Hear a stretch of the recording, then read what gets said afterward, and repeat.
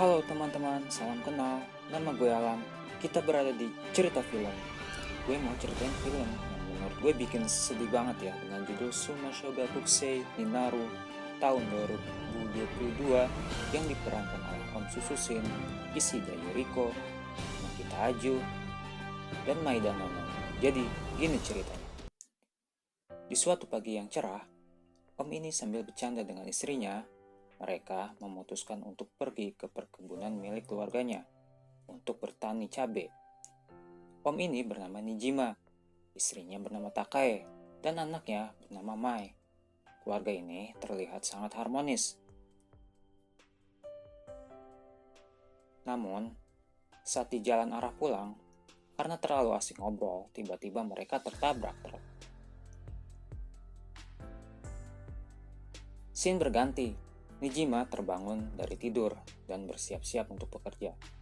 Didapatinya rumah sangat berantakan. Ternyata sang istri telah wafat 10 tahun yang lalu.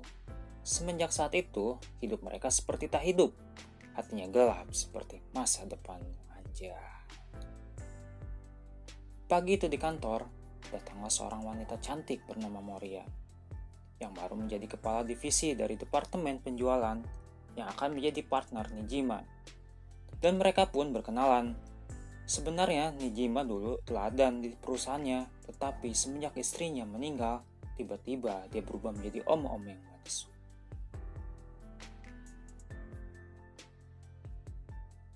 Siang itu ada seorang anak misterius bertamu, dan tiba-tiba berkata, "Aku pulang," dan mengaku sebagai Nijima, Takai istrinya, yang telah bereinkarnasi menjadi Shiraishi. Semuanya pun kaget dan shock, tak percaya. Setelah berbincang-bincang dan melihat jam, tiba-tiba anak ini pulang dengan terburu-buru.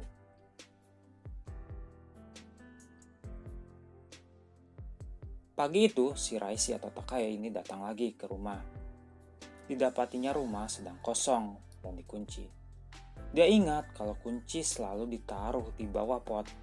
Masuklah Shiraishi atau Takae ke rumah, memeriksa beberapa album foto sambil mengenang masa lalu karena melewatkan ulang tahun anaknya selama 10 tahun. Di lain tempat, Mai bertemu dengan sahabatnya di kedai untuk curhat masalahnya.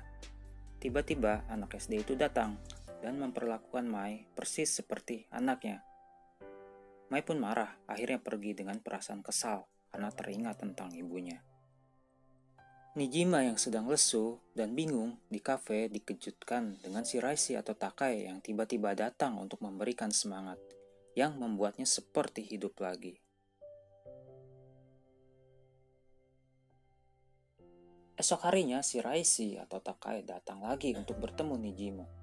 Namun diusir karena Nijima akan mempersiapkan acara yang diadakan teman-teman Takai untuk memperingati hari kematiannya. Shiraishi ataupun Takae mengajukan bantuan untuk Nijima. Dan Mai pun muncul dan merasa sangat marah karena Shiraishi menyentuh barang-barang peninggalan mamanya itu. Acara tiba dan Nijima pun membuat pengumuman yang sangat mengejutkan bahwa rumahnya akan dijual. Shiraishi atau Takae pun mengintip dari kejauhan. Setelah acara selesai dan semua pulang, Nijima berbicara ke Takae, "Jangan kemari lagi, karena aku akan melanjutkan hidup yang baru." Sambil bersedih, Takae pergi ke perkebunannya yang ternyata sudah tak terurus dan menemukan beberapa pohon cabai sambil menangis.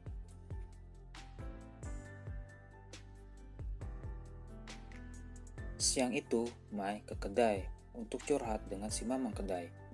Kemudian Mai diberi kue ulang tahun yang ke-20 yang membuatnya teringat kepada ibunya. Di tempat lain, Nijima yang sedang duduk di taman mendapat kiriman bekal yang sering dibuat istrinya. Rasa pedasnya yang dulu membuat Nijima sadar bahwa anak SD itu adalah Takae. Nijima pun berlari ke sekolah SD-nya Takae. Dan memeluknya yang kebetulan Mai pun datang dan memperhatikan tentunya. Mereka bertiga berlari bersama. Di sini keadaan sangat mengharukan. Mereka sangat bahagia dan Nijima pun melamar Takei yang masih berusia 8 tahun. Film pun selesai namun belum berakhir.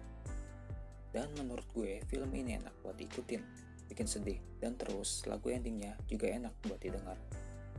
Itu cerita film dari gue dan makasih.